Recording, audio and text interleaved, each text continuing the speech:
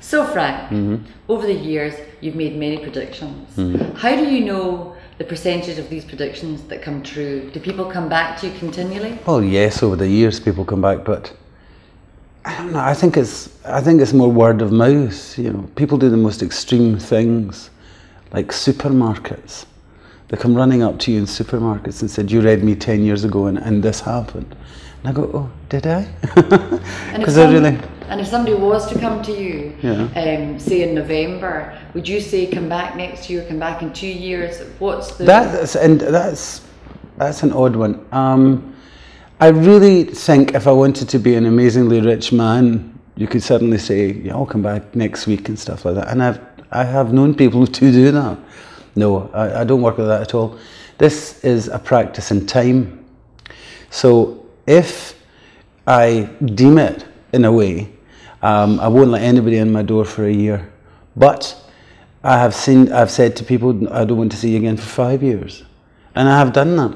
So yeah, it's not about that. It's about realizing that what I do and what people like myself do is that it's about time. You need all that. It's not, some people expect instant hits. Some get it. Some people get a prediction the next day.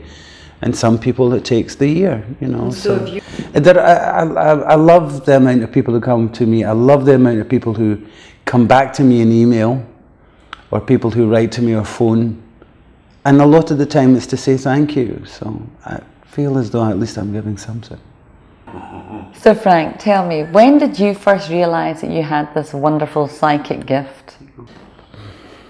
I think the first memory of anything coming through that was really quite vivid was when I was 8 and I was in class and my teacher came in with a new pendant, and everybody was admiring it, and I said, "Oh, I love the pictures inside." And she put her hand in front of it and said, "Tell me about them." And I said, "Well, there's you and a baby on one side, and there's you and a baby and a man on the other." And she opened it and she went, "There's nothing in it."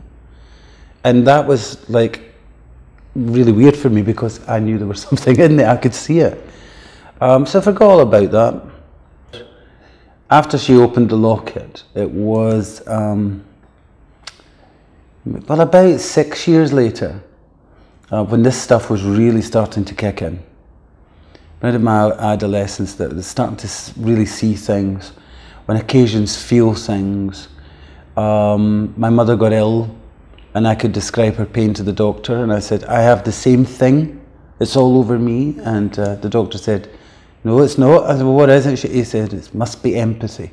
And that's what started me doing that. I can sit with you and say, "That's sore, your knee's sore," whatever. But anyway, about the locket, I talk a lot. So I started really doing these predictions that turned out to be really quite terrifying. And I went then to my local priest, really not for guidance, but I really did at that point think it was going off my head, quite frankly. And he says, "Tell me about the things." And I distinctly remember this one, and he said, "I know that locket. I blessed that locket." And he says, "You're right about the two photographs. One was her child, she's had a child since then, and the other was herself, the child, and her uncle." And I went, "Oh, a prediction has come true." And he then said, don't do this to yourself, don't really punish yourself, because I was doing that.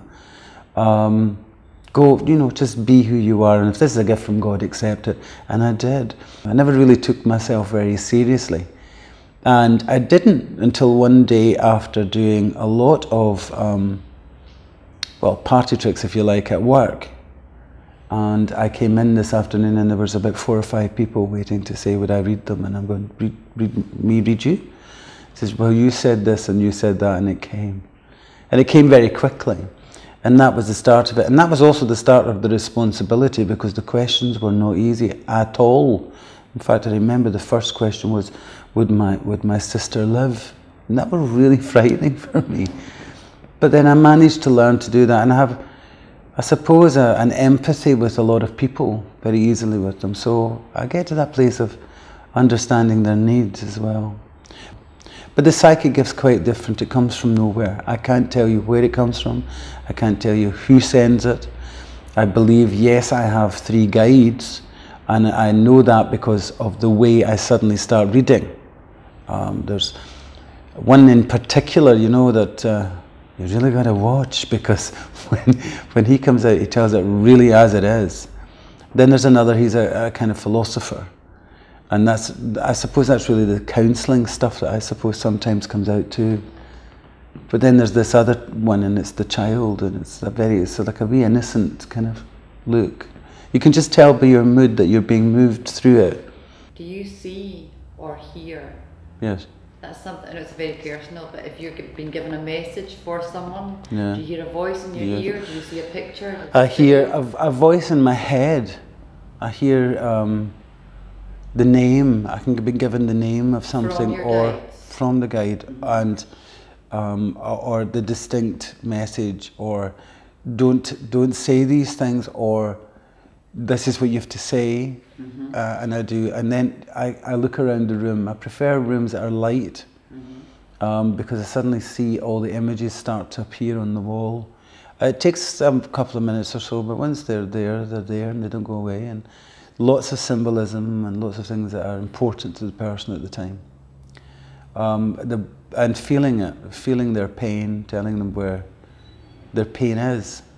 And so do you see a loved one of somebody who's passed in the form of a spirit, or do you hear from them? Both. But it's not all the time. It could be just the name saying, tell them I'm here.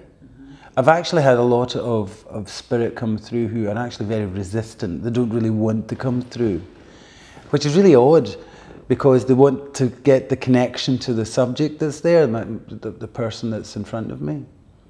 But you often get sometimes that kind of, yes, just tell her Jim's here, or whatever. And it's weird.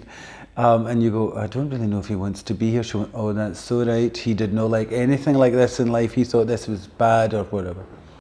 I think my readings are, well, I try to approach it from that whole angle of not keeping it away from the esoteric. When the esoteric comes through, when it's spirit that comes through, or it's the things that you're known for, then it comes through. But I often think that people's lives have to run on a great practicality.